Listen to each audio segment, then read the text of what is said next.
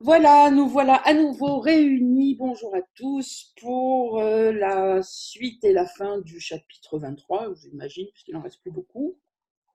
Donc, nous nous étions arrêtés à la fin de la section de page 529 et on attaque donc la section 3, le salut sans compromis.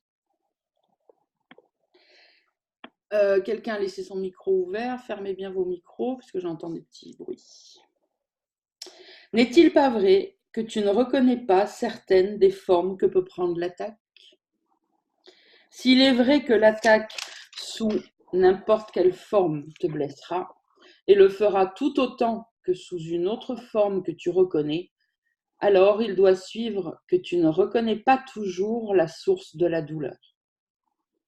L'attaque sous n'importe quelle forme est pareillement destructrice. Son but ne change pas. La seule intention en est le meurtre. Et quelle forme de meurtre sert à couvrir la culpabilité massive et la peur frénétique de la punition que doit ressentir le meurtrier? Bon, je vais aller fermer ce micro moi-même, je ne sais pas qui c'est. Voilà, c'est fait. Peut-être nie-t-il qu'il est un meurtrier et justifie-t-il sa brutalité avec des sourires quand il attaque. Or, il souffrira et son intention lui apparaîtra dans des cauchemars où les sourires ont disparu et où le but surgit pour rencontrer sa conscience horrifiée et le poursuivre encore. Car nul ne pense au meurtre et échappe à la culpabilité que la pensée entraîne. Si l'intention est la mort, qu'importe la forme qu'elle prend. Bon, là, on est dans le thème de la journée d'éveil d'hier de Christiane. Je brouille les pistes. Ouh, c'est qui Christiane? C'est ça, en fait. Bon, c'était le thème de la journée d'éveil, mais c'est toujours pareil, c'est pour tout le monde. On ne reconnaît pas la forme de l'attaque. Et donc, c'est bien ça qu'il faut apprendre à déceler. C'est à ça que sert le groupe et les entraînements, etc., etc. On continue. La mort est-elle, sous quelque forme que ce soit, si belle et charitable qu'elle puisse sembler, une bénédiction est un signe que la voix pour Dieu parle par toi à ton frère. Ce n'est pas l'emballage qui fait le don que tu donnes. Une boîte vide, si belle qu'elle soit et gentiment donnée, ne contient toujours rien. Et ni le receveur ni le donneur ne sont longtemps trompés. Retiens ton pardon à ton frère et tu l'attaques. Tu ne lui donnes rien et tu ne reçois de lui que ce que tu as donné, c'est-à-dire rien. Le salut, c'est aucun compromis de quelque sorte que ce soit. Faire un compromis, c'est de n'accepter qu'une partie de ce que tu veux, de prendre un petit peu et d'abandonner le reste.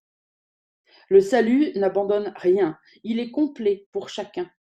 Laisse seulement entrer l'idée de compromis et la conscience du but du salut est perdue parce qu'il n'est pas reconnu. Il est nié où le compromis a été accepté, car le compromis est la croyance que le salut est impossible. Il voudrait maintenir que tu peux attaquer un petit peu, aimer un petit peu et en connaître la différence. Ainsi, il voudrait enseigner qu'un petit peu du même peut encore être différent et pourtant le même reste intact et un. Cela est-il sensé? Cela peut-il être compris? Ce cours est facile justement parce qu'il ne fait pas de compromis. Or, il semble difficile à ceux qui croient encore que le compromis est possible. Ils ne voient pas que s'il l'est, eh bien, le salut est l'attaque. Or, il est certain que la croyance que le salut est impossible ne peut pas soutenir l'assurance tranquille et calme qu'il est venu. Le pardon ne peut pas être retenu un petit peu. Pas plus qu'il n'est possible d'attaquer pour ceci et d'aimer pour cela et de comprendre le pardon. Ne voudrais-tu pas pouvoir reconnaître un assaut contre ta paix, sous quelque forme que ce soit, si c'est ainsi seulement qu'il devenait impossible que tu la perdes de vue, elle peut être gardée brillante dans ta vision, à jamais claire et jamais hors de ta vue, si tu ne la défends pas. Ceux qui croient que la paix peut être défendue et que l'attaque est justifiée en son nom ne peuvent percevoir qu'elle réside en eux. Comment pourraient-ils savoir? Pourraient-ils accepter le pardon de pair avec la croyance que le meurtre prend certaines formes par lesquelles leur paix est sauvée? Seraient-ils désireux d'accepter le fait que leur but brutal est dirigé contre eux-mêmes? Nul ne s'unit à des ennemis, ni ne s'accorde avec eux sur un même but, et nul ne fait de compromis avec un ennemi qui ne le hait encore pour celui qu'il a gardé pour lui. Dans ce petit passage, il y a quelque chose que vous devez comprendre, mais surtout, vous avez besoin de vous souvenir, c'est un truc qui revient souvent, j'allais dire chez certaines personnes plus, mais bon, c'est dans l'esprit commun de toute façon. C'est quand on commence à comprendre que l'ego, est le meurtrier, est le problème et qu'il faut en prendre conscience pour pouvoir, le stopper, le pardonner et cetera, vous voulez combattre l'ego. Et donc ce n'est pas en faisant la guerre qu'on obtient la paix. C'est ce qu'il vient de nous dire là, dans cette phrase. Il n'est pas question de combattre l'ego, il est question de se souvenir qu'il n'y a pas à le combattre puisqu'il n'existe pas. C'est pas du tout la même chose. Et là, c'est ce qu'il est en train de nous dire, en fait. Ceux qui croient que la paix peut être défendue et que l'attaque est justifiée en son nom, donc au nom de la paix, ne peuvent percevoir qu'elle, la paix, réside en eux, réside déjà en eux. Et en fait, c'est ça. C'est en percevant que la paix est déjà là et qu'il n'y a que ça qui existe que l'ego disparaît. C'est pas en partant en guerre contre lui. Ok? Allez, je continue le paragraphe 6. Ne confonds pas la trêve avec la paix, ni le compromis avec l'évasion hors du conflit. Être délivré du conflit signifie qu'il est terminé. La porte est ouverte, tu as quitté le champ de bataille. Tu ne t'es pas attardé là en espérant lâchement qu'il ne reviendrait pas parce que les canons un instant se sont tus et que la peur qui hante le lieu de mort n'est pas apparente. Il n'y a pas de sécurité sur un champ de bataille. Tu peux le regarder d'en haut en sécurité et ne pas être touché, mais de l'intérieur, tu ne peux trouver aucune sécurité. Pas un arbre encore debout ne te mettra à l'abri. Pas une illusion de protection ne tient contre la foi dans le meurtre. Le corps se tient là, déchiré entre le désir naturel de communiquer et l'intention contre nature de tuer et de mourir. Penses-tu que la forme que prend le meurtre puisse offrir une sécurité? Est-ce que la culpabilité peut être absente d'un champ de bataille? Alors, est-ce que quelqu'un a des questions, veut intervenir avant qu'on continue? Ou est-ce que c'est suffisamment clair? Alors, si ça l'est, on continue avec la section suivante. Voilà, évidemment, la suite logique qui s'appelle Au-dessus du champ de bataille. Donc, ne reste pas dans le conflit. Ne reste pas dans le conflit, ni contre l'ego, ni contre rien, ni personne. Ok? Ne reste pas dans le conflit, car il n'y a pas de guerre sans attaque. La peur de Dieu est la peur de la vie et non de la mort. Or, Dieu reste le seul lieu sûr. En lui, il n'y a pas d'attaque, et pas une illusion sous aucune forme ne hante le ciel. Le ciel est entièrement vrai. Nulle différence n'y entre. Et ce qui est Tout pareil ne peut être en conflit. Il ne t'est pas demandé de lutter contre ton souhait de tuer, mais il t'est demandé de te rendre compte que la forme qu'il prend dissimule la même intention. Avant de tourner la page, regardez. Vous pouvez transposer ça, bien sûr, à des choses qui vous parlent plus dans votre quotidien, puisque on a quand même rarement envie de tuer quelqu'un concrètement dans le quotidien. Ou alors, s'il y en a dans le groupe, dites-le tout de suite, on va faire un travail ensemble. Bon, évidemment, c'est l'envie de tuer qui est derrière, on passe pas forcément à l'action. Mais regardez, quand il dit, il ne t'est pas demandé de lutter contre ton souhait de tuer. Ton souhait de tuer est là, partout, à chaque fois qu'il y a des comportements qui sont dirigés par l'ego, en fait. Donc, on peut remplacer quelques mots de cette phrase pour essayer de mieux la comprendre et mieux l'intégrer dans notre quotidien. Il ne t'est pas demandé de lutter contre tes comportements qui viennent de l'ego, contre tes attirances envers encore l'illusion, etc., etc. Ok, si tu as envie tous les soirs de boire un petit verre parce que tu as l'impression que ça te fait du bien, on ne te demande pas de lutter contre ça. Ce n'est pas comme ça qu'on le combat, ou surtout qu'on l'arrête, entre guillemets, hein, ou un comportement quelconque. Je prends un exemple n'importe lequel. Parce que tu peux faire un effort et te faire croire que c'est fini, mais ça reste là, quoi. Et puis un jour, peut-être des années après, il va se passer un événement, la première chose que tu vas faire, c'est retourner boire le verre ou manger le gâteau ou te taper un mec ou n'importe quoi, ou sortir faire la fête entre copines, enfin voilà, ou manger un carré de chocolat, peu importe.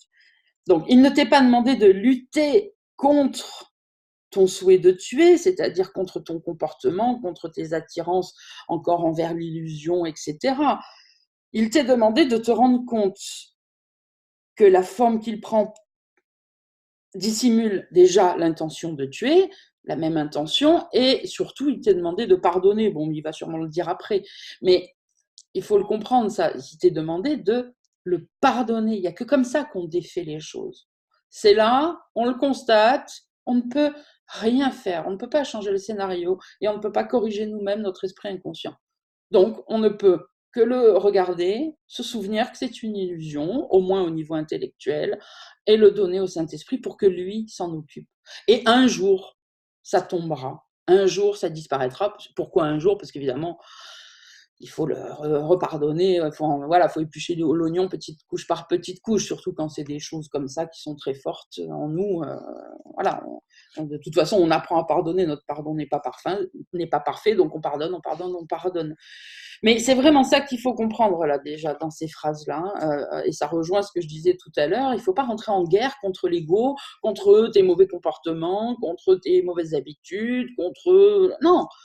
Il faut les reconnaître, se souvenir qu'en dessous, eh bien, peu importe la forme que ça prend, il y a le souhait de tuer, et prendre la décision de faire la seule chose que Dieu nous demande de faire, de le pardonner et de le remettre au Saint-Esprit, et lui, il s'en occupe. Mais il faut le voir, il faut le constater. Voilà, il faut rentrer dedans, parce que sinon, on ne peut pas, par exemple, euh, savoir qu'en règle générale, on a un peu trop envie de boire un petit coup pour se sentir bien, y penser un matin en se disant: «Oui, en règle générale, j'ai envie de ça, mais je vais le pardonner. Saint-Esprit, tu vas t'en occuper dorénavant. Et puis c'est bon, je l'ai pardonné». Non, à ce moment-là, tu en as pas envie, tu le ressens pas. Donc tu peux pas le pardonner en gros. C'est impossible ça. C'est pas comme ça que ça marche. C'est au moment où tu le ressens, au moment où tu as envie de prendre le verre, par exemple, que tu le pardonnes. Et n'essaye pas de lutter. Si à ce moment-là, ne pas boire le petit verre qui te fait plaisir te fait encore plus de mal, bois-le. On s'en fout, c'est une illusion. Ne lutte pas, n'essaye pas de changer toi-même ton comportement. Accepte, entre guillemets, que pour l'instant, c'est comme ça. Le scénario, c'est le scénario. Mais ne l'accepte pas pour vrai. C'est-à-dire que oui, eh ben, tu manges ton truc, ou tu bois ton truc, ou tu téléphones à ta copine, ou j'en sais rien, mais en le pardonnant. Et un jour, tu t'apercevras que, ah, mais dis donc, ça fait longtemps que j'ai pas bu un petit verre le soir. Avant, je faisais tout le temps. C'est comme ça que ça fonctionne. Voilà. On ne peut pas lutter. Lutter ne fait que renforcer. Et on ne peut pas le pardonner comme ça dans le vague quand il se passe rien. Ça aussi, c'est un truc que j'entends souvent. Non.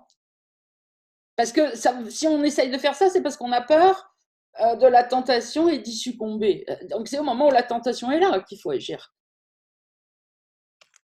Parce que sinon, ça veut dire, oh, écoute, moi, je te donne tout ce qu'il y a à pardonner, parce que sinon, on pourrait faire ça, alors, un matin, en se disant, oh, j'ai eu le cours en miracle, j'ai tout compris le pardon, mais en fait, j'ai juste un pardon à faire. Aujourd'hui, Saint-Esprit, je te demande de prendre en charge tout, je pardonne tout. Et après, je ne pardonne plus jamais, je ne surveille plus rien, je ne suis plus. Et c'est bon, de toute façon, je l'ai remis au Saint-Esprit. Une fois, d'ailleurs, c'est ce que certains font avec je remets ma journée au Saint-Esprit. Hein, je le fais une fois et je ne le ferai plus jamais pendant des années. Puis maintenant, je vais attendre. Hein, le Saint-Esprit va me le donner, mon éveil. Moi, j'ai plus aucun effort à faire. Non, c'est une participation constante au moment où ça se passe. Ok. Bon, alors, je reprends la phrase et j'enchaîne avec ce qu'il y a derrière. Donc, il ne t'est pas demandé de lutter contre ton souhait de tuer, mais il t'est demandé de te rendre compte que la forme qu'il prend dissimule la même intention, et c'est cela que tu crains. Évidemment, l'intention et non la forme. Ce qui n'est pas amour est meurtre. Ce qui n'est pas aimant doit être une attaque. Chaque illusion est un assaut contre la vérité, et chacune fait violence à l'idée de l'amour parce qu'elle semble être d'une égale vérité. Regardez. Chaque illusion est un assaut contre la vérité, et chacune de ces illusions fait violence à l'idée de l'amour. Pourquoi ? Parce qu'elle semble être d'une égale vérité. Et dans ce moment-là, si on ne pardonne pas, c'est-à-dire qu'on ne se souvient pas que c'est pas vrai, c'est exactement ce qu'on pense au fond. C'est que oui, d'accord, l'amour existe, mais le mal aussi, mais la tentation aussi. Et il semble donc d'être une égale vérité. C'est exactement ce qu'il nous dit. Et comme on n'est pas assez, dans ces moments-là, on n'a pas l'esprit,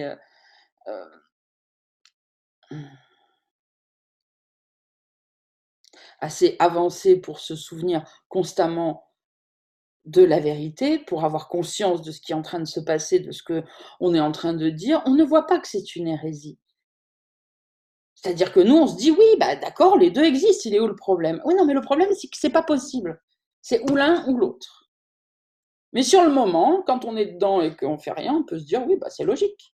En fait, c'est ça aussi, hein, s'élever au-dessus du champ de bataille ou rester dedans. Vu de l'intérieur, vous pouvez en discuter avec 1000 personnes autour de vous, ils vont dire: «Oui, oui, bah, oui, c'est logique, oui, regarde, il y a des gens qui font des belles actions sur terre et puis il y a des gens qui font de mauvaises actions, les 2 existent». Mais là, on est en train de parler depuis tout à l'heure du non-compromis, de s'élever au-dessus du champ de bataille, là, plus précisément, c'est-à-dire, oui, de l'intérieur, ça a l'air d'être ça, parce qu'on croit, en fait, à l'illusion. Et en même temps, j'ai envie de dire, c'est même pas on croit à l'amour, c'est on espère, le fait qu'il y a quand même de l'amour. Et après on dit: «Je crois aux 2». Non, mais tu peux pas croire aux 2. Parce que si tu crois que le mal existe, que la tentation existe, que l'ego existe et cetera, alors tu ne crois plus en l'amour. L'un balance l'autre. C'est ou l'un ou l'autre. C'est comme la nuit et le jour, quoi, hein. Je veux dire, le soleil et la lune, ils peuvent pas se rencontrer. C'est où il y a la lune, où il y a le soleil. Ou tu rentres dans une pièce et il n'y a pas d'électricité, pas de bougie, rien, pas de lumière et il fait noir, ou tu allumes la lumière et il n'y a plus de noir. Mais ce qui était sombre avant que tu allumes la lumière ne se met pas dans un petit coin en attendant pour revenir. C'est où il y a que de la lumière, ou il y a que du noir.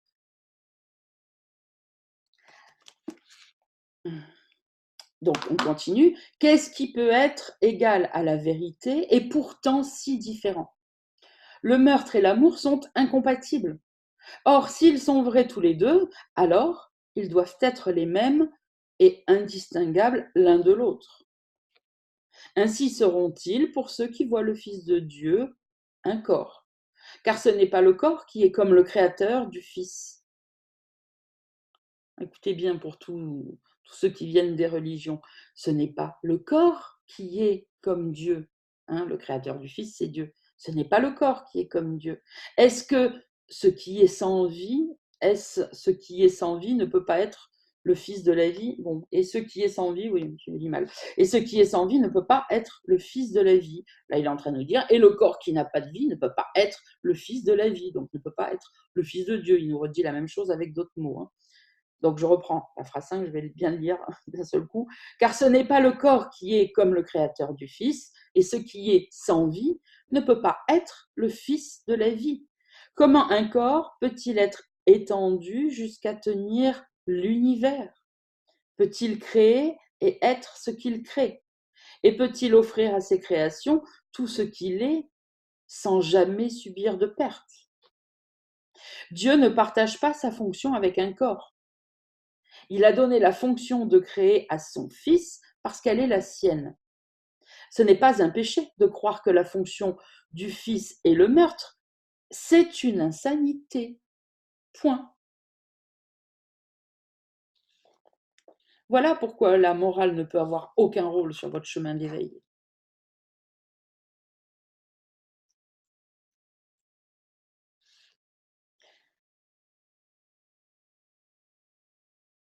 Ce n'est pas un péché de croire que la fonction du Fils est le meurtre, mais c'est une insanité. C'est pas la même chose. C'est comme s'il nous disait, c'est pas, c'est pas mal de croire que ton frère est pécheur et qu'il t'a fait quelque chose de mal. C'est juste pas possible. C'est tout. Toi, tu es en train de croire que c'est possible, bon, mais tu te trompes. Tu es juste en train de faire encore une autre erreur sur l'erreur. Donc, puisque ce n'est pas possible et que ce n'est pas la réalité, il ne peut pas y avoir de péché.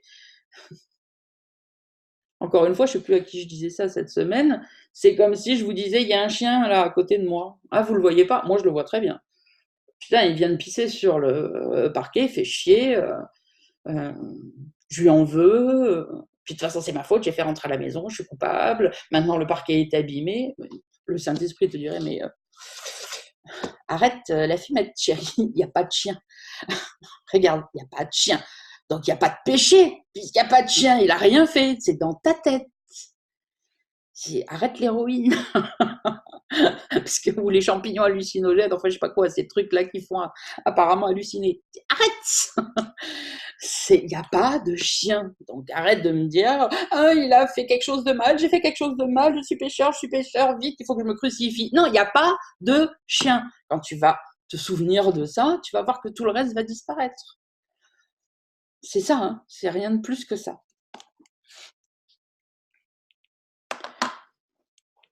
Allez, on continue. Ce qui est le même ne peut pas avoir une fonction différente. Là, il parle du Fils et du Père, hein. La création est le moyen pour l'extension de Dieu, et ce qui est sien doit aussi être à son Fils, puisqu'ils sont les mêmes.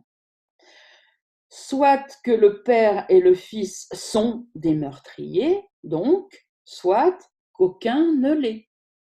Mais ils sont les mêmes, donc il faut choisir entre l'un ou l'autre.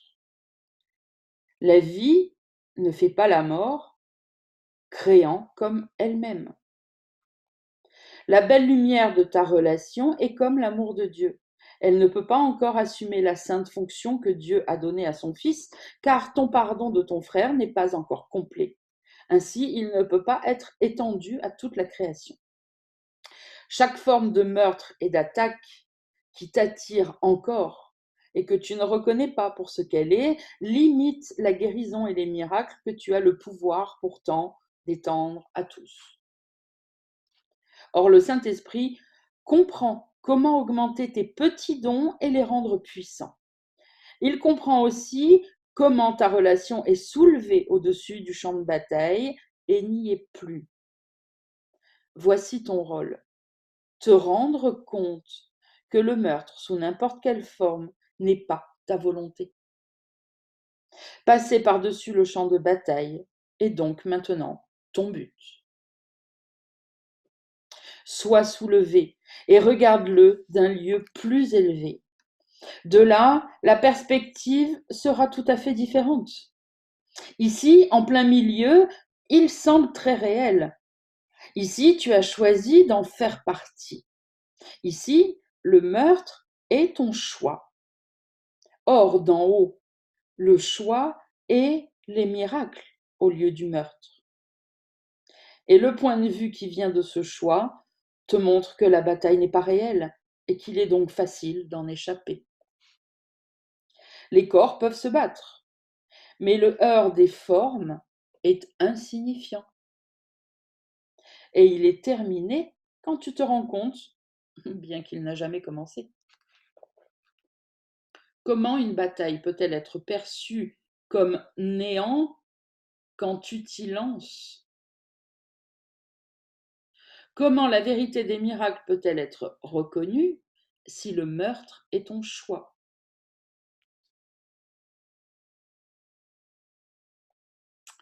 Quand la tentation d'attaquer surgit pour rendre ton esprit assombri et meurtrier, rappelle-toi que tu peux voir la bataille d'en haut.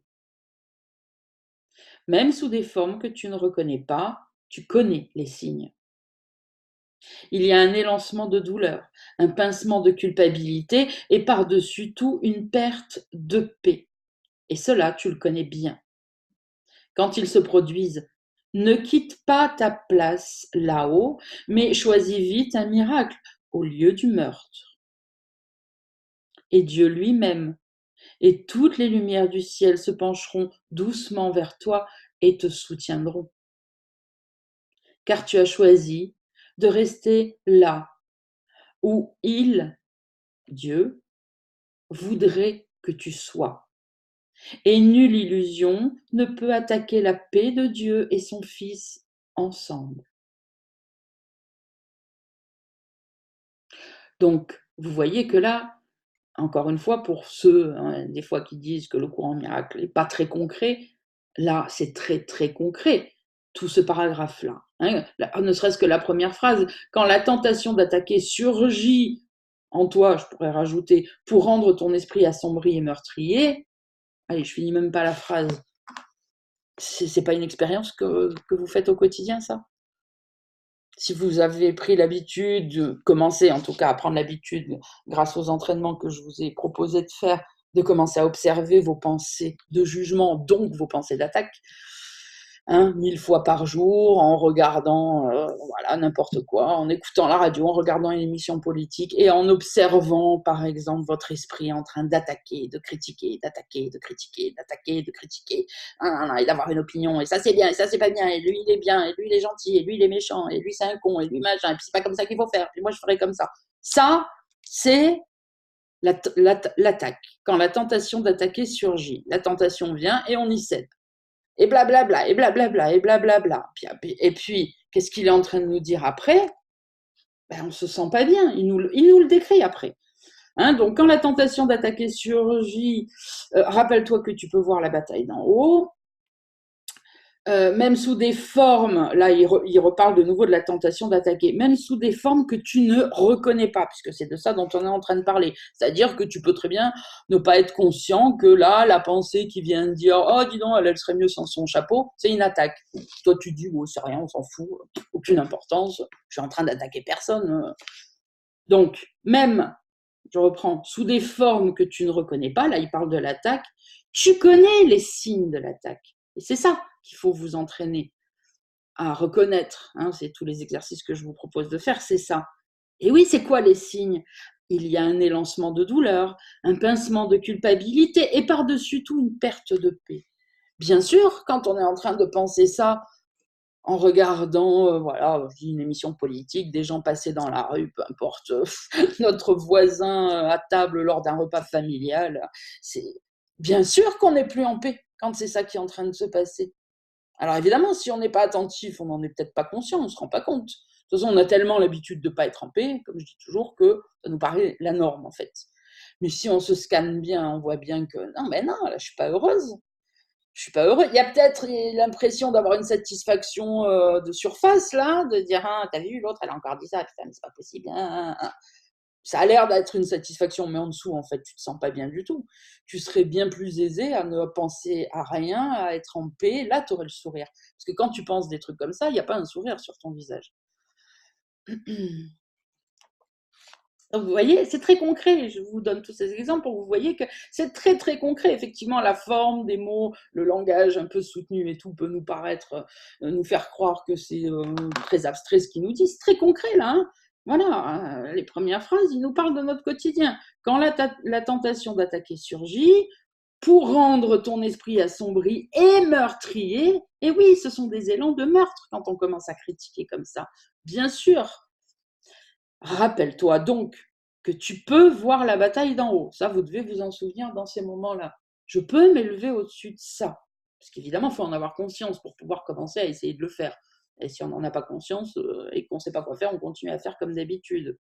Et après, il continue. Donc, même sous des formes que tu ne reconnais pas, encore une fois, il parle de l'attaque. Tu connais les signes qui te montrent que l'attaque est présente dans ton esprit, car il y a un élancement de douleur, un pincement de culpabilité, et par-dessus tout, une perte de paix. Et cela, tu le connais bien. Vous voyez, il vous redit même ce que je vous dis d'une manière voilà, plus détaché. Mais quand je vous dis, mais on est tellement habitué de toute façon à être mal qu'on a l'impression que c'est notre quotidien et que c'est la norme plutôt. Oui, c'est notre quotidien, mais que c'est la norme. Ça qu'il est en train de nous dire. Tu le connais bien. Bah oui, tu le connais bien.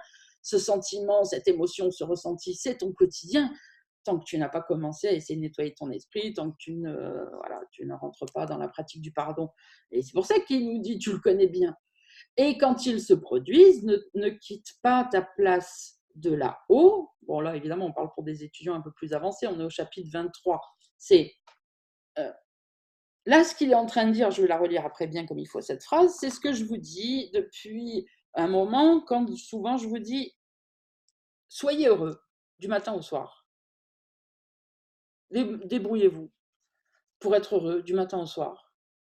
Si vous arrivez et essayez de maintenir cet état. Parce que dès que quelque chose va venir vouloir prendre la place de ça, alors vous allez vous en rendre compte tout de suite. Il va y avoir une telle différence. Et là, vous aurez la possibilité de dire, bon, ok, je sais quoi faire. Je stoppe, je pardonne, je machin, je truc. Et c'est ça ce qu'il est en train de nous dire. Hein, puisque là, je vous dis, il s'adresse quand même au chapitre 23 à des personnes qui ont déjà compris et qui, normalement, sont en train de pratiquer le pardon. Donc, quand il se produit, c'est-à-dire quand les tentations d'attaque, les ressentiments, les pensées, machin, se produisent, ne quitte pas ta place de là-haut. Donc ça, c'est sous-entendu que tu es en train d'essayer déjà depuis longtemps de rester en joie et en paix toute la journée. Donc, ne quitte pas ta place de là-haut pour redescendre dans la bataille, ok? Mais choisis vite un miracle au lieu du meurtre. Et ça, c'est une pensée, en fait. Choisis une pensée de miracle à la place du meurtre, à la place d'une pensée de meurtre. Choisis une pensée d'amour à la place d'une pensée d'attaque. Choisis une pensée de vérité à la place d'une pensée d'illusion. Hein, peu importe. C'est exactement ça qu'il est en train de nous dire. Et quand tu feras ça, donc, Dieu lui-même et toutes les lumières du ciel se pencheront doucement vers toi et te soutiendront dans ton désir de cette pratique. Rien que parce que tu veux le faire et que tu mets tous tes efforts, tous les anges du ciel viendront t'aider pour que tu réussisses. Donc dans ces moments-là, il faut se souvenir de ça. Quand on choisit Dieu, on n'est plus seul. C'est quand on l'a oublié qu'on est seul, mais on n'est plus seul. La création entière va se liguer avec vous contre l'illusion pour que vous réussissiez.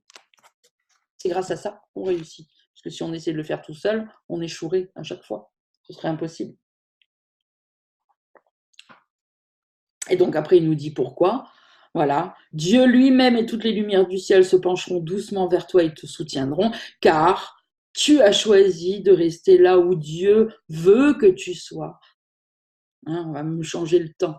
Maintenant, il veut que tu y sois. Et donc, nulle illusion ne peut attaquer la paix de Dieu et son Fils, ensemble, qui ne font plus qu'un. Tu décides de rester un avec ton Père, et aucune illusion ne pourra être plus forte que ce désir en toi. Ok, on continue. Ne vois personne du champ de bataille, car là, tu le regardes de nulle part. Tu n'as aucun point de référence d'où regarder, où une signification peut être donnée à ce que tu vois. Car seuls des corps pourraient attaquer et tuer. Et si tel est ton but, alors tu dois être un avec eux. Seul un but unifié et ceux qui partagent un but sont d'un même esprit. Le corps n'a aucun but de lui-même et doit être solitaire. D'en bas, il ne peut pas être surmonté. D'en haut, les limites qu'il impose à ceux qui se battent encore ont disparu et ne sont pas perçues. Le corps se dresse entre le Père et le ciel qu'il a créé pour son Fils, parce qu'il n'a aucun but. Pense à ce qui est donné à ceux qui partagent le but de leur Père et qui connaissent que c'est leur but.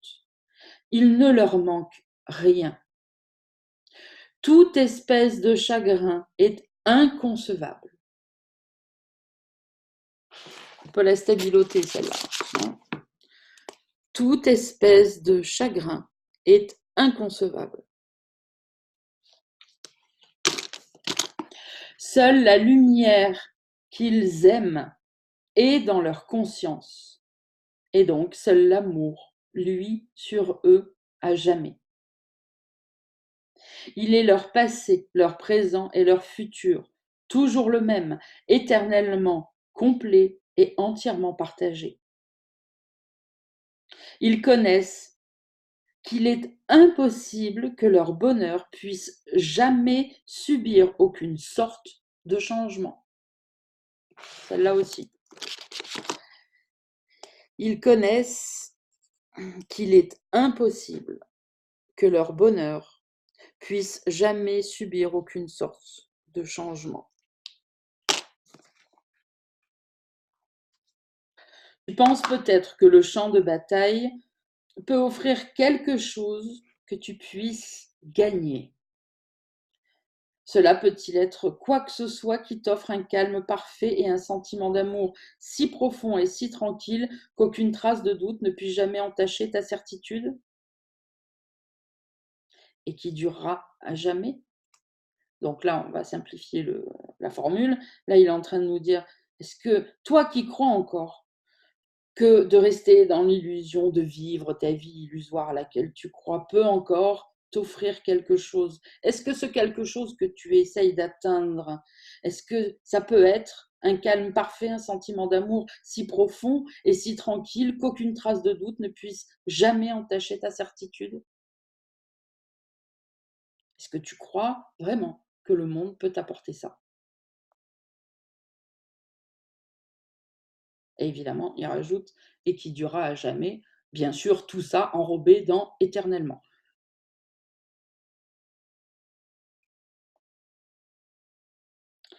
Vous pouvez faire un exercice là-dessus, chacun, si vous le désirez, hein, bien sûr. Faites une liste avec pas grand-chose dessus, les 3-4 premières choses qui vous viennent à l'esprit en premier. C'est en général les choses les plus importantes pour vous, que vous avez peur de perdre. Voilà. Imaginez que là, dans 1 heure, Jésus vient vous chercher pour entrer au royaume. Ok. Laissez remonter à votre esprit. Qu'est-ce que vous allez avoir? De la tristesse à abandonner, peur d'abandonner, peur de perdre, voilà. Notez les 3-4 premiers trucs qui viennent. Et une fois que c'est fait, prenez ces choses une par une, puisque ce sont ces choses que tu penses que le champ de bataille peut t'offrir et que tu vas pouvoir gagner, et posez-vous la question, est-ce que cette chose peut m'offrir un calme parfait, un sentiment d'amour si profond et si tranquille qu'aucune trace de doute ne puisse jamais entacher ma certitude, et est-ce que ça durera à jamais? Et répondez vous-même à ces questions, ça c'est un travail très personnel à faire. Ok? Allez, on continue, paragraphe 9.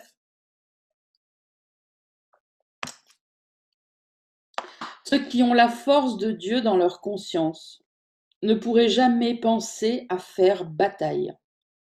Que pourraient-ils gagner sinon la perte de leur perfection?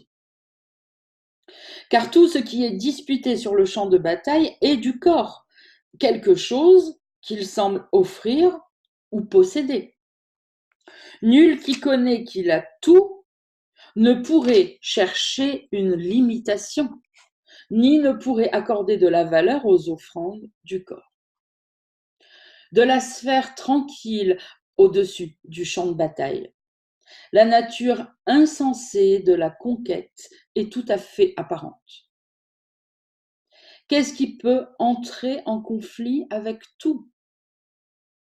Et qu'y a-t-il qui offre moins que tout, et pourtant puisse être plus désiré que tout? Qui, avec l'amour de Dieu le soutenant, pourrait trouver le choix entre les miracles et le meurtre difficile à faire?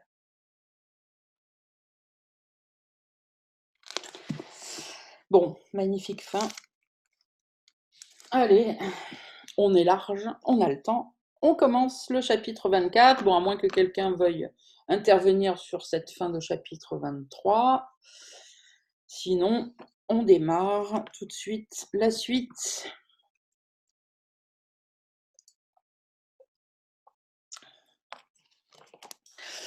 Ok, chapitre 24, le but de la particularité. Là, ça devient de plus en plus intéressant parce que là, oui, vous avez besoin de comprendre ce qu'il va vous dire, mais de toute façon, il va faire en sorte que vous le compreniez. Voilà, quel est le but de la particularité? Quel est le but de l'ego? Quel est le but? Bon, ça fait déjà un moment qu'on le fait, mais là, c'est comme ça de plus en plus jusqu'à la fin. C'est pour ça qu'on ne peut pas être un étudiant du cours et croire qu'on commence à pardonner pas trop mal si on n'a jamais lu le texte d'un bout à l'autre et dans l'ordre, parce qu'il y a une progression logique. Ok, c'est parti. Chapitre 24, le but de la particularité, introduction. N'oublie pas que la motivation pour ce cours est l'atteinte et la conservation de l'état de paix. Boum, en rose celle-là. Très clair. Et alors si quelqu'un écoute cette vidéo et se dit « Oh non, mais moi c'est pas ça, mon but c'est autre chose », il n'y a aucun jugement, mais ne perdez pas du temps à essayer de faire quelque chose qui vous amène à un but où vous n'allez pas. Ou vous décidez de réaligner votre but, puisque peut-être que là, en l'ayant entendu, vous allez dire « Ah, mais moi j'avais un autre but, mais finalement celui-là, il me va mieux, ok, je vais choisir celui-là. » Ou alors vous avez décidé que non, pour l'instant, c'est pas ce que vous voulez, vous êtes libre, il n'y a pas de problème. Ben, laissez le cours pour l'instant, vous y reviendrez, faites autre chose. Vous avez peut-être besoin de faire pour l'instant, pour être sur votre route, pour ouvrir votre esprit, et vous reviendrez au cours après. Mais voilà, là, il le dit très clairement. N'oublie pas que la motivation pour ce cours est l'atteinte de la conservation de l'état de paix. Voilà, c'est ça la motivation. D'ailleurs, si on n'a pas cette motivation, on abandonne le cours de toute façon. Donc là, il nous fait un rappel. Étant donné cet état, l'esprit est quiet et la condition est atteinte dans laquelle tu te souviens de Dieu. Donc là même, regardez, on peut comprendre aussi quelque chose, c'est pareil, si on retourne un peu les mots et qu'on le formule différemment, en fait, il est en train de nous dire, mine de rien, je vous donne une info quand même au passage, les enfants, pour atteindre Dieu, il faut que tu sois dans la condition de Dieu, c'est-à-dire qu'il faut que tu sois en paix. Tant que tu n'es pas en paix, arrête de croire que tu peux atteindre Dieu, entendre le Saint-Esprit, etc., etc., etc., et que c'est bon, que tu as compris, et que machin. Non, il nous le dit très clairement, ok? Étant donné cet état d'esprit, l'esprit est quiet, et la condition, donc, qui est la paix, est atteinte, dans laquelle, voilà, la condition dans laquelle tu te souviens de Dieu. Si tu n'es pas en paix, tu pourras jamais te souvenir de Dieu, puisque Dieu est la paix. Il n'est pas nécessaire de lui dire quoi faire. Il n'échouera pas. Là où il peut entrer, là il est déjà. Et se peut-il qu'il ne puisse entrer là où il veut être? La paix sera tienne parce que c'est sa volonté.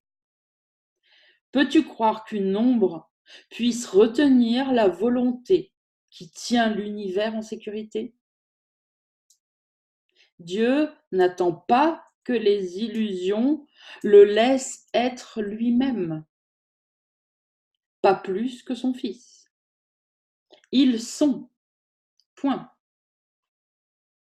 Et quelle illusion qui semble vainement flotter entre eux a le pouvoir de faire échouer ce qui est leur volonté. Apprendre ce cours requiert le désir de remettre en question chaque valeur que tu as. Allez, celle-là aussi en rose.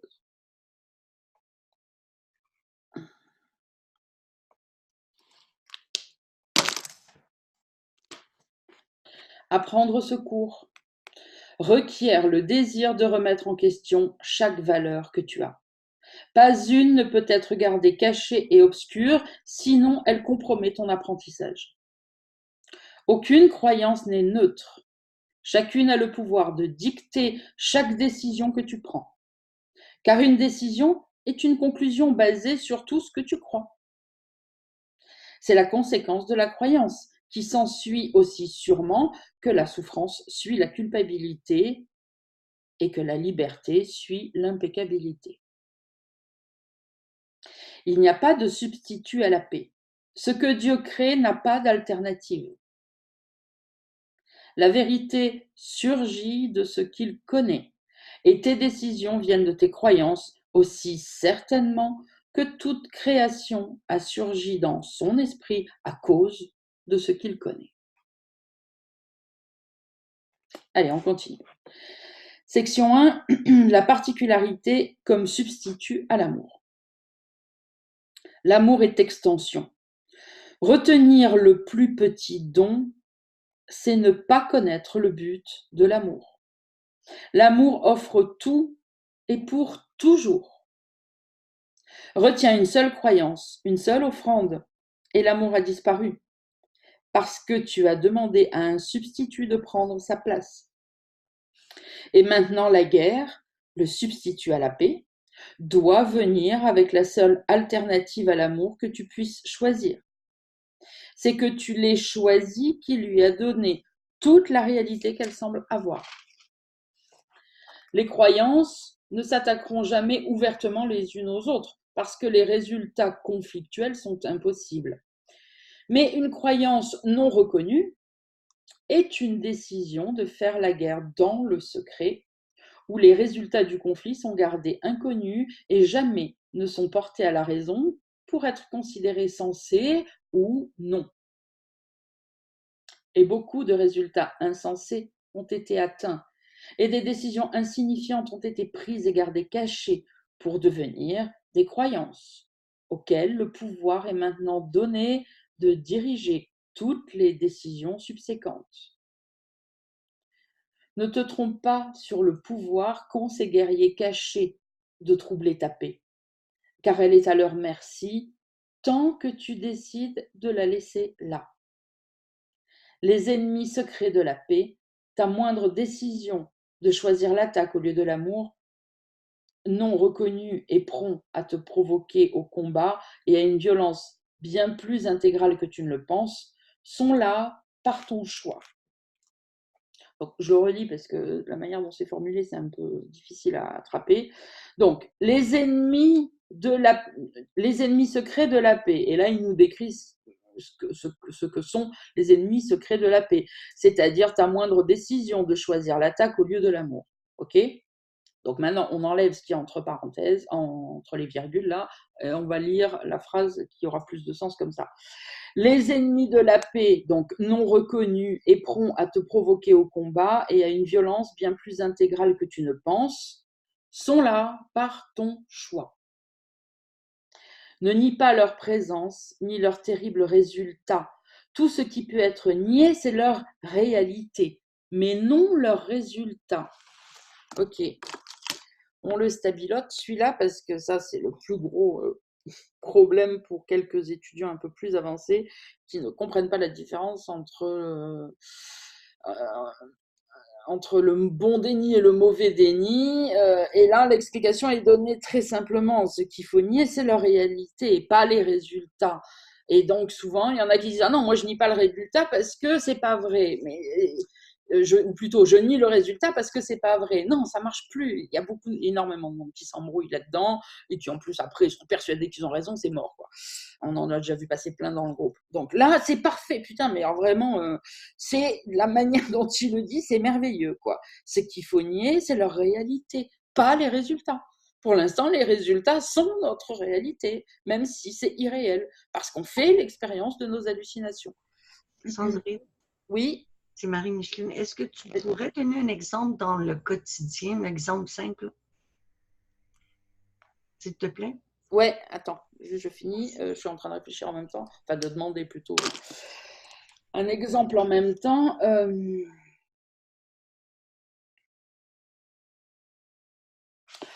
Il te manque de l'argent sur ton compte. Tu ne peux pas nier que pour l'instant, c'est ton expérience. Pour l'instant, tu vis bien le manque d'argent en l'occurrence. Ce qu'il te faut nier, c'est la réalité du manque. Le manque n'est pas possible, c'est irréel. C'est ça qu'il faut pardonner. Merci, c'est vraiment Ok. bien. Merci. Et évidemment, après, vous pouvez le faire avec n'importe quoi, hein. On continue. Tout ce qui est jamais chéri comme croyance cachée, qui doit être défendu quoique non reconnu, est la foi en la particularité. Cela prend de nombreuses formes, mais toujours se heurte à la réalité de la création de Dieu et à la grandeur qu'il a donnée à son Fils. Quoi d'autre pourrait justifier l'attaque? Car qui pourrait haïr quelqu'un dont le soi est sien et qu'il connaît? Seuls les particuliers peuvent avoir des ennemis, car ils sont différents et non les mêmes. Et toute espèce de différence impose des ordres de réalité et un besoin de juger auquel il est impossible d'échapper. Ce que Dieu a créé ne peut pas être attaqué, car il n'y a rien dans l'univers qui soit différent de lui-même. Mais ce qui est différent appelle un jugement, lequel doit venir de quelqu'un qui est meilleur, quelqu'un qui est incapable d'être comme ce qu'il condamne, quelqu'un qui est au-dessus et sans péché, par comparaison. Ainsi, la particularité devient à la fois un moyen et une fin, car la particularité ne fait pas que mettre à part, mais elle sert de base à partir de laquelle l'attaque contre ceux qui semblent être au-dessous du particulier est donc naturelle et juste. Les particuliers se sentent faibles et fragiles à cause des différences, car ce qui les rend particuliers est leur ennemi.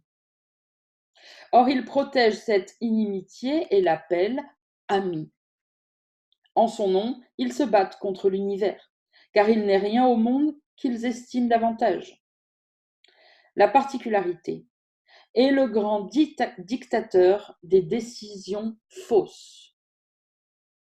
Voilà la grande illusion de ce que tu es et de ce qu'est ton frère. Et voilà ce qui doit rendre le corps précieux et digne d'être préservé. La particularité doit être défendue. Les illusions peuvent l'attaquer et elles le font. Car ce que ton père doit devenir pour que tu gardes ta particularité est une illusion. Lui qui est pire que toi doit être attaqué pour que ta particularité puisse vivre de sa défaite. Car la particularité est un triomphe et sa victoire est la défaite et la honte de ton frère.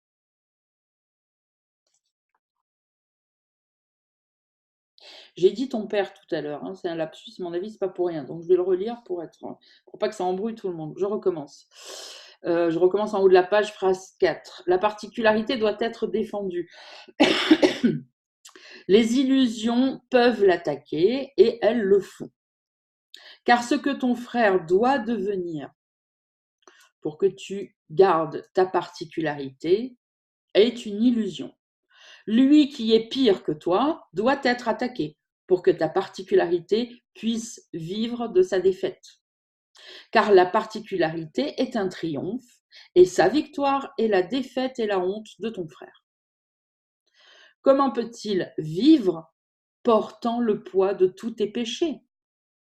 Et qui doit être son conquérant sinon toi? Serait-il possible pour toi de haïr ton frère si tu étais comme lui?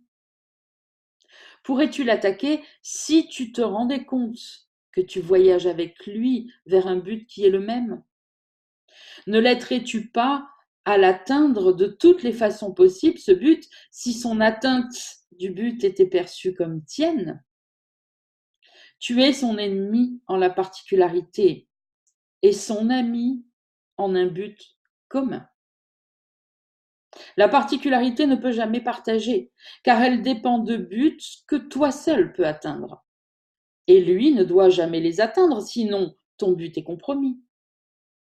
L'amour peut-il avoir une signification là où le but est le triomphe? Et quelle décision peut être prise pour cela qui te blessera, qui ne te blessera pas plutôt?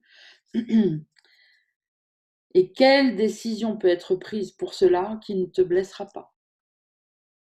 Ton frère est ton ami parce que son père l'a créé comme toi. Il n'y a pas de différence.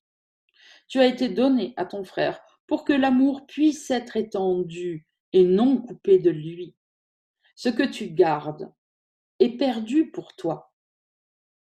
Dieu s'est donné lui-même à toi et à ton frère. Et vous souvenir de cela est maintenant le seul but que vous partagiez. Ainsi, c'est le seul but que vous ayez. Pourrais-tu attaquer ton frère si tu choisissais de ne voir aucune particularité d'aucune sorte entre toi et lui? Regarde équitablement ce qui fait que tu n'accueilles ton frère que partiellement, ou ce qui te fait penser que tu vas mieux à part de lui. N'est-ce pas toujours ta croyance que ta particularité est limitée par votre relation? Et n'est-ce pas cet ennemi qui fait de toi et de ton frère des illusions l'un pour l'autre? La peur de Dieu et de ton frère vient de chaque croyance non reconnue en la particularité. Car tu exiges que ton frère s'incline devant elle contre sa volonté. Et Dieu lui-même doit l'honorer ou subir vengeance. Chaque pincement de malice, chaque élancement de haine ou chaque souhait de séparer vient de là. Car là, le but que toi et ton frère partagez devient obscurci à tous les deux. Tu voudrais t'opposer à ce cours parce qu'il t'enseigne que toi et ton frère êtes pareils. Vous n'avez pas de but qui ne soit le même et aucun que votre Père ne partage avec vous. Car ta relation a été lavée des buts particuliers. Voudrais-tu maintenant faire échouer le but de sainteté que le ciel lui a donné? Quelle perspective peuvent avoir les particuliers qui ne changent à chaque coup dur apparent, à chaque affront ou à chaque jugement imaginaire sur eux-mêmes? Ceux qui sont particuliers doivent défendre les illusions contre la vérité. Car qu'est-ce que la particularité sinon une attaque contre la volonté de Dieu? Tu n'aimes pas ton frère tant que c'est cela que tu défends contre lui. C'est cela qui l'attaque et que tu protèges. Là est le champ de bataille que tu livres contre lui. Là, il doit être ton ennemi et point ton ami. Jamais il ne peut y avoir de paix entre les différents. Il est ton ami parce que vous êtes les mêmes.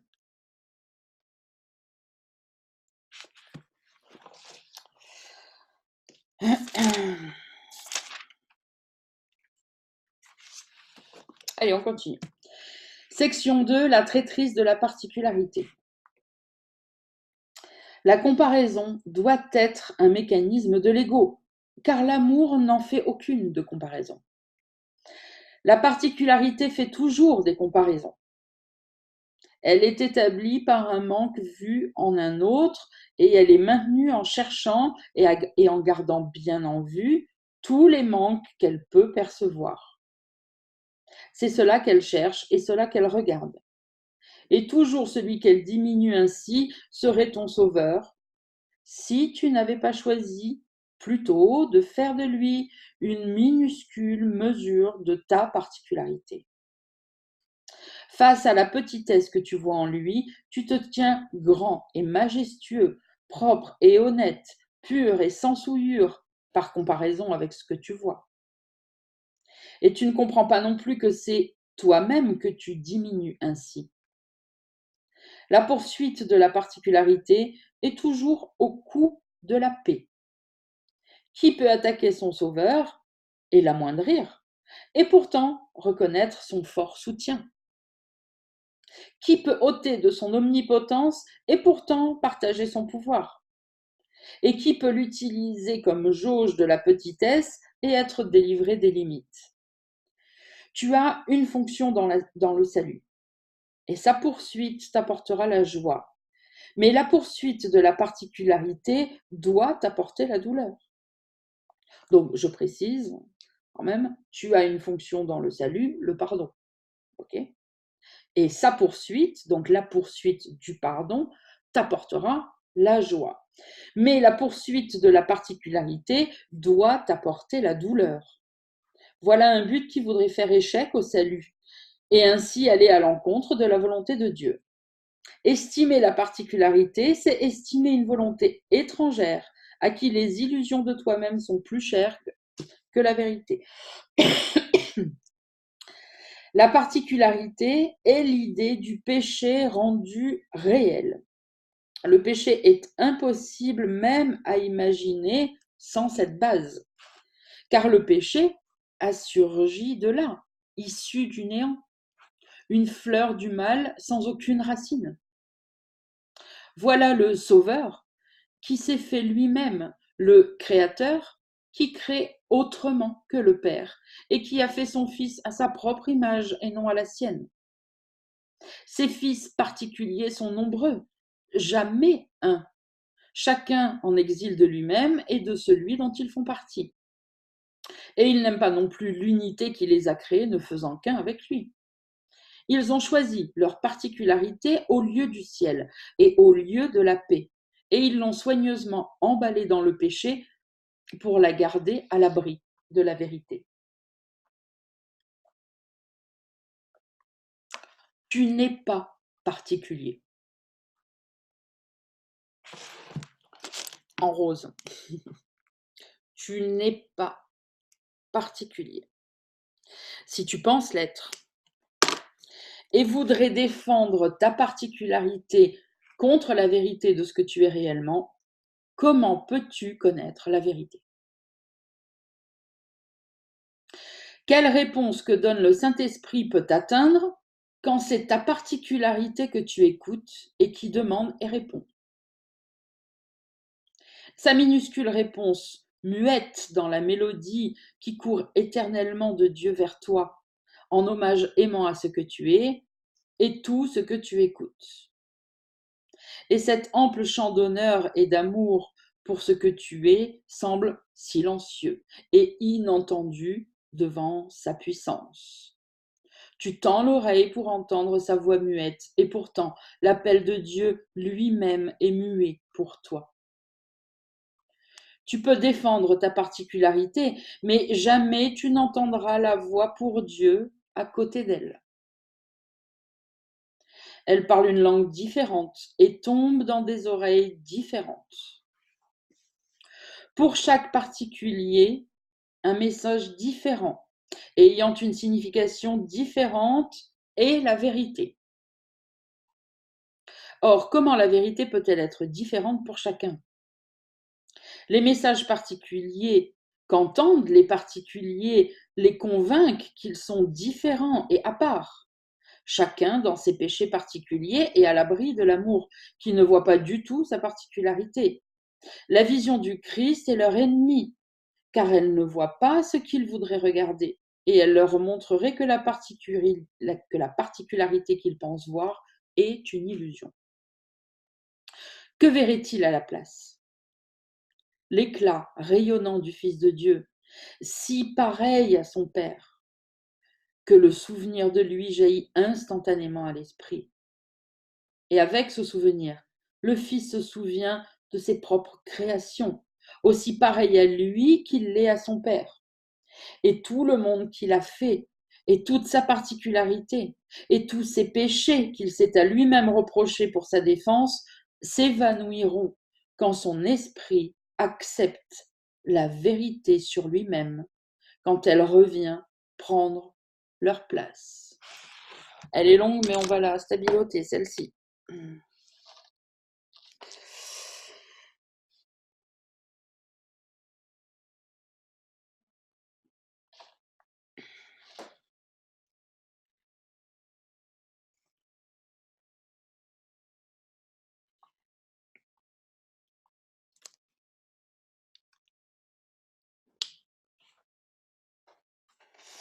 Et tout le monde qu'il a fait, et toute sa particularité, et tous les péchés qu'il s'est à lui-même reprochés pour sa défense, s'évanouiront quand son esprit accepte la vérité sur lui-même, et donc quand la vérité revient prendre la place de toute la particularité, les péchés, etc., etc. Voilà le seul coup de la vérité. Tu ne verras plus ce qui n'a jamais été, ni entendras ce qui ne fait aucun son. Est-ce un sacrifice d'abandonner rien et de recevoir l'amour de Dieu pour toujours? Toi qui as enchaîné ton Sauveur à ta particularité et lui as donné sa place, souviens-toi de ceci. Il n'a pas perdu le pouvoir de te pardonner tous les péchés que tu penses avoir placés entre lui et la fonction de salut à lui donnée pour toi. Tu ne changeras pas non plus sa fonction, pas plus que tu ne peux changer la vérité en lui et en toi-même. Mais sois certain que la vérité est exactement la même en tous les deux. Elle ne donne pas de message différent et n'a qu'une signification. Et c'est une signification que toi et ton frère pouvez comprendre tous les deux et qui apporte délivrance aux deux. Là se tient ton frère, qui a la clé du ciel dans sa main tendue vers toi. Ne laisse pas le rêve de particularité subsister entre vous. Ce qui est un est joint en vérité. Pense à la beauté que tu verras en toi-même quand tu l'auras regardé comme un ami. Il est l'ennemi de la particularité, mais l'ami seulement de ce qui est réel en toi.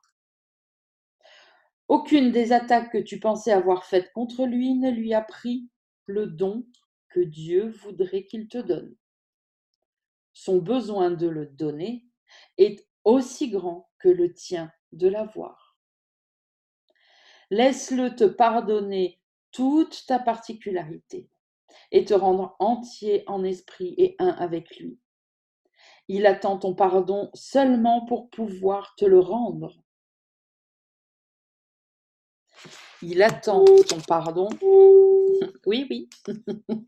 Il attend ton pardon seulement pour pouvoir te le rendre.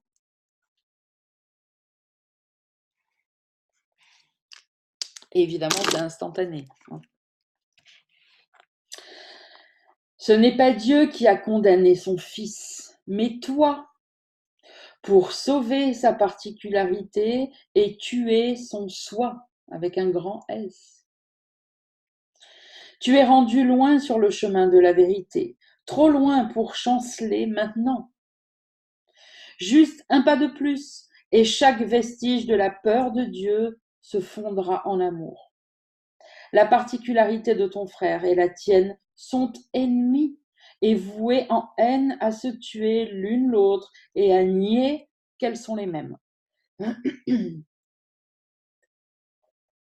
Or, ce ne sont pas des illusions qui ont atteint cet obstacle final qui semble rendre Dieu et son ciel si éloignés qu'ils ne peuvent être atteints.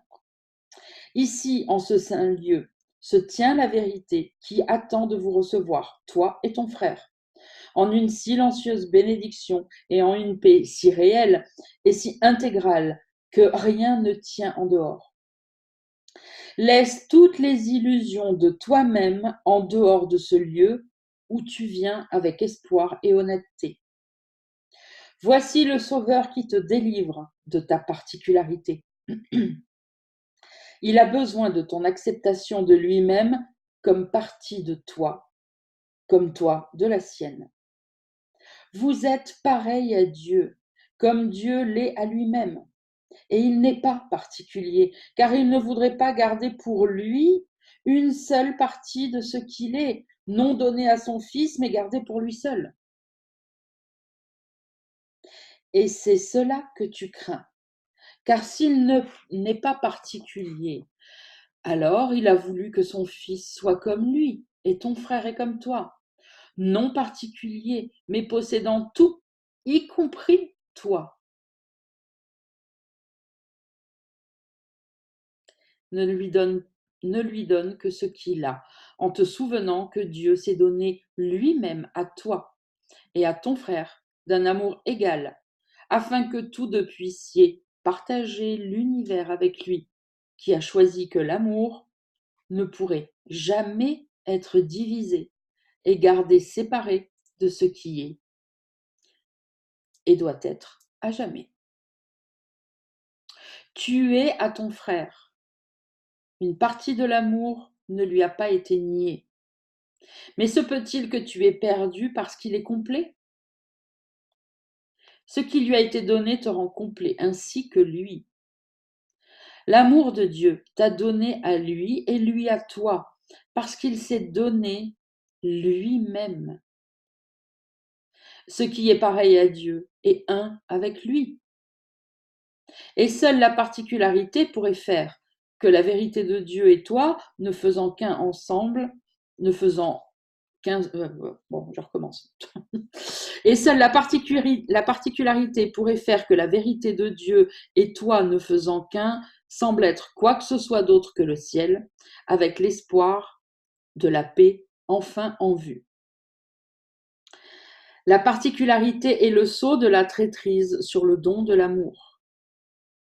Tout ce qui sert son but doit être donné pour tuer.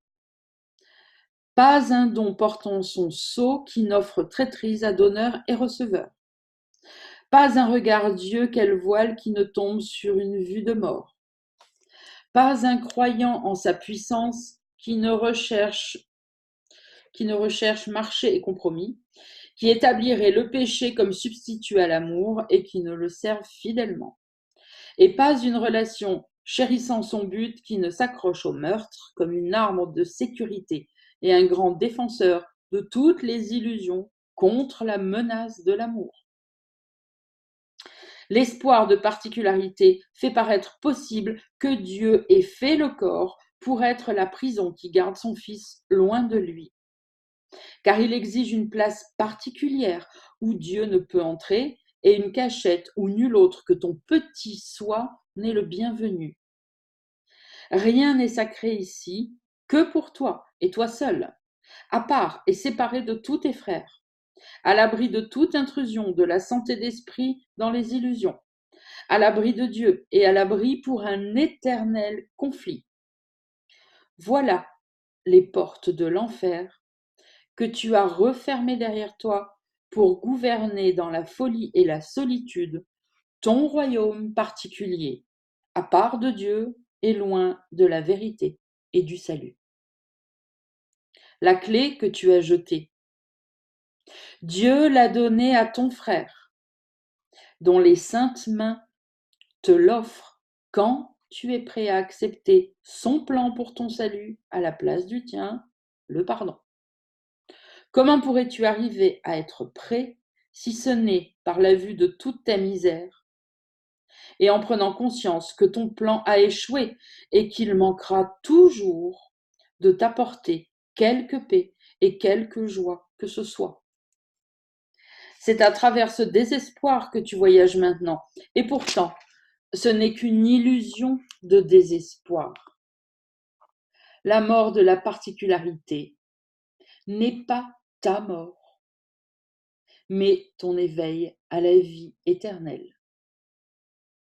Tu ne fais qu'émerger d'une illusion de ce que tu es à l'acceptation de toi-même tel que Dieu t'a créé. Voilà une magnifique définition de l'éveil. Stabilo. La mort de la particularité ne veut pas dire la mort du corps. Ça veut dire la mort de la particularité dans ton esprit. Souvenez-vous que le courant miracle parle toujours au niveau de l'esprit, hein, qu'il n'y ait pas quelqu'un qui lit ça et qui décide d'aller se suicider, hein, en se disant je vais mourir et je vais m'éveiller en Dieu. L'éveil, c'est après la mort. On ne parle pas de ça. On n'atteint pas la vérité par la mort, mais par la vérité. Bon, c'est pas vraiment ça la phrase, mais vous m'avez compris. Voilà, je suis fatiguée là. La mort de la particularité, donc de ta croyance en la particularité, ta volonté en la particularité que tu lâches, ok, deviendra ton éveil à la vie éternelle. Tu ne fais qu'émerger d'une illusion de ce que tu es à l'acceptation de toi-même tel que Dieu t'a créé. Et le scénario se déroulera, et un jour le corps sera mis de côté, etc., etc. Ok. Mais ne confondons pas pour ceux qui pourraient écouter cette vidéo. Hein. Pas de suicide collectif qui nous amène à Dieu. Ok. Bon voilà, hop, ça suffit pour aujourd'hui. Je vous fais plein de bisous et je vous dis à dimanche prochain. Ouais, c'est bon. Et pour les autres du groupe, avant dimanche prochain, samedi, il y a le pardon collectif à la même heure, à 17h. Je vous embrasse. Prenez soin de votre esprit. À très vite. Bisous, bisous.